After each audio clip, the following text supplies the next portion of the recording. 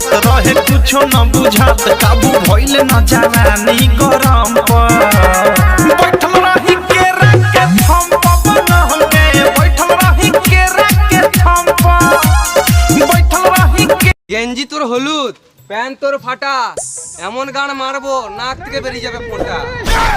लेकिन ये साला कर क्या रहा है? ভাবছিস খুব সুন্দর লুক, বাড়ি আয়নায় গিয়ে দেখ গা বান্দরের মতো মুখ।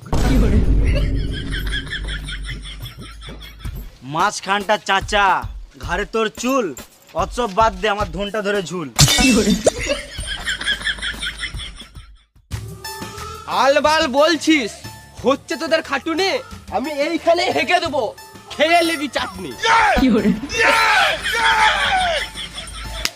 এ চ এদের সাথে বকে লাভ নাই, ঘর চ। केरा के थम पर न के बैठल रही केरा के थम पर केरा के थम